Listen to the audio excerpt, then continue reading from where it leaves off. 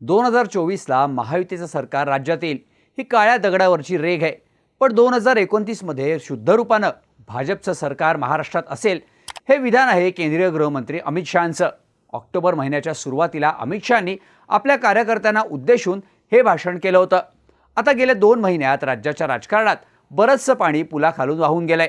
राज्यात 235 जागा जिंकत महायुती बहुमतात आली आहे. म्हणजे अमित शहांचं 2024 मध्ये युतीचं सरकार असेल हे म्हणणं खरं ठरलंय. एकट्या भाजपनंच महायुतीमध्ये 132 जागा जिंकल्यात. भाजप स्वबळावर बहुमत मिळवण्यापासून फक्त 13 जागा लांब राहिली. दुसरीकडे शिंदे गटानं 57 तर अजित पवार गटानं 41 जागा जिंकल्यात. पण आता 2029 मध्ये शुद्ध रूपानं भाजपचं सरकार असेल या अमित शहांनी ऑक्टोबरमध्ये केलेल्या वक्तव्याकडे आपल्याला लक्ष द्यावं लागतं. आता मित्रपक्षांची गरज असली तरी 2029ला ही गरज असणार नाही असा अमित शहांच्या भाषणाचा मतितार्थ काढता येतो. त्यामुळं आता मिळालेल्या सर्वाधिक जागांमुळं अमित शहा आपलं मिशन 2029 सुरू करतील. भाजपचं महाराष्ट्रातील मिशन 2029 कसं असणार, आगामी काळात यासाठी भाजप कुठले प्रयत्न करू शकते समजून घेऊया त्या व्हिडिओमधून. नमस्कार, मी शार्दूल आणि तुम्ही बघताय बोल भिडू. भाजपनं मिशन 2029 ॲक्टिव्ह केले हे म्हणण्याचं पहिलं कारण म्हणजे 2024च्या महाराष्ट्र विधानसभेत भाजपला आलेलं घवघवीत यश. महाराष्ट्र विधानसभेच्या निवडणुकीपूर्वी भाजपचा आणि महायुतीचा राज्यात पराभव होईल असंच बोललं जात होतं. भाजपसाठी राज्यात पूरक असं वातावरण कुठल्याही बाबतीत दिसून येत नव्हतं. गेल्या 2 टर्मची अँटी इन्कम्बन्सी आणि राज्यातील जातीय समीकरणं भाजपच्या विरोधात जात होती. यात लोकसभा निवडणुकीत भाजपला फक्त 9 जागा जिंकता आल्या होत्या. त्यामुळं भाजपचं मोरल डाऊन झालं.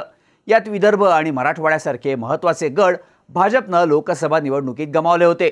पण असं असताना सुद्धा महाराष्ट्रात 132 जागा जिंकून भाजपनं विधानसभेत जोरदार कमबॅक केलं. राष्ट्रीय स्वयंसेवक संघानं भाजपसाठी केलेलं काम, भाजपचं निवडणुकीतील सूक्ष्म नियोजन आणि जुळवून आणलेली जातीय समीकरणं यांच्या जोरावर भाजपनं निवडणुकीत बाजी मारत 132 जागा जिंकल्या. साहजिकच या विजयानंतर राज्यातील भाजपला नवीन उभारी मिळाली आहे. हा विजय भाजपचं मोरल बूस्ट करणार आहे आणि हीच भाजपच्या मिशन 2029च्या विजयाची नांदी असल्याचं बोललं जात आहे. आता अमित शहांच्या स्वबळाच्या विधानासाठी आपल्याला थोडंसं इतिहासात जावं लागतं. हरियाणा राज्यात भाजपचा काहीच वोट बेस नव्हता. इतर पक्षांच्या सहाय्यानं भाजप हरियाणामध्ये वाढली. 2014 साली भाजप पहिल्यांदा बहुमतानं हरियाणा राज्यात सत्तेवर आली.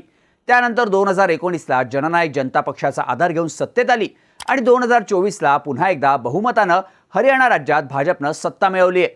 दुसरीकडे महाराष्ट्रात भाजप वाढली ती शिवसेनेच्या बळावर. 2014 पर्यंत शिवसेनेचा छोटा भाऊ म्हणून भाजपनं काम केलं. पण 2014ला 122 जागा जिंकत भाजप राज्यातील सगळ्यात मोठा पक्ष ठरलाय.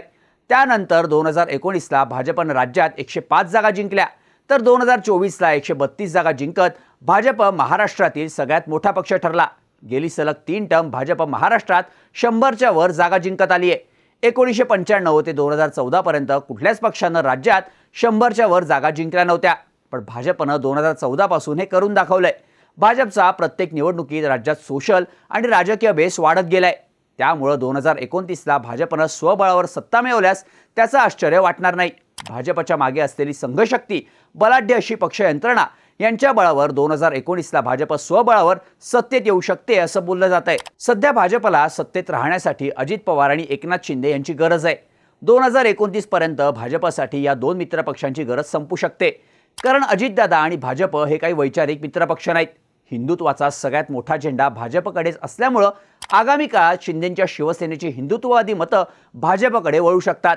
यात भाजपचा इतिहास आतापर्यंत मित्रपक्षांच्या जोडीनं वाढण्यावर राहिलाय. यामुळं 2029 साली भाजपला बहुमत मिळण्याची खात्री झाली तर भाजप अजित पवार गट आणि शिंदे गटाला बाजूला करू शकते. जेव्हा अमित शहा 2029 साली भाजप स्वबळावर येण्याचं बोलतात तेव्हा याचा अर्थ भाजप 2029 साली मित्र पक्षांशिवाय सत्तेत बसू शकतो असाच आपल्याला घ्यावा लागतो. भाजपचं मिशन 2029 ॲक्टिव्ह झालंय हे म्हणण्याचं दुसरं कारण म्हणजे विरोधी पक्षांची संपलेली ताकद. भाजपसमोर या विधानसभा निवडणुकीत सर्वात मोठं आव्हान होतं ते शरद पवार गट आणि उद्धव ठाकरे गटाचं. पण विधानसभा निवडणुकीत या दोन्ही पक्षांची धूळधाण उडाली आहे. शरद पवार गटाला 10 तर उद्धव ठाकरे गटाला 20 जागा मिळाल्यात. यामुळे या 2 प्रमुख प्रादेशिक पक्षांचा अडसर भाजपच्या मार्गातून दूर झाल्याचं बोललं जात आहे.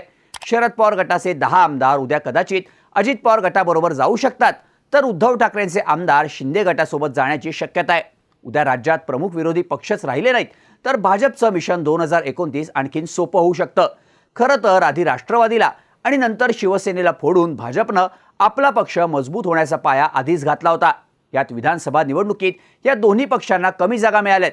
त्यामुळं भाजपवर आक्रमकपणे बरसणारे शरद पवार आणि उद्धव ठाकरे आगामी काळात बाजूला पडू शकतात. आता काँग्रेसबाबत बोलायचं झाल्यास काँग्रेसनं या विधानसभा निवडणुकीत 101 जागा लढवल्या होत्या. त्यापैकी फक्त 16 जागांवर काँग्रेसनं विजय मिळवलाय. त्यामुळं काँग्रेस आगामी काळात राज्यात भाजप विरोधी म्हणून किती मोठी फोर्स राहील हा एक मोठा प्रश्न आहे. यात काँग्रेसच्या आमदारांना विकास कामांसाठी मतदारसंघात मोठ्या प्रमाणात निधी लागणार. त्यामुळं काँग्रेसच्या आमदारांना भाजपच्या जवळीकतेशिवाय पर्याय नाहीये. असे कमजोर होणारे विरोधी पक्ष 2029 साठी भाजपच्या पथ्यावर पडू शकतात. त्यामुळं 2029 साली भाजपच्या सत्तेचा सोपान आणखीन सोपा होऊ शकतो असं बोललं जात आहे. भाजपचं मिशन 2029 ऍक्टिव्ह झालंय हे म्हणण्याचं तिसरं कारण म्हणजे भाजपकडे असू शकणारं मुख्यमंत्रीपद. भाजप 132 जागा जिंकत महायुतीमधला सगळ्यात मोठा पक्ष ठरलाय. त्यामुळं भाजपकडे मुख्यमंत्रीपद जाईल हे जवळपास निश्चित मानलं जात आहे. अजित पवार आणि एकनाथ शिंदेंना उपमुख्यमंत्रीपद मिळू शकतं. पण भाजपपाशी असणारं मुख्यमंत्रीपद ही भाजपसाठी सगळ्यात महत्त्वाची बाब आहे. यामुळं भाजपच्या कार्यकर्त्यांना मोरल बूस्ट मिळेल.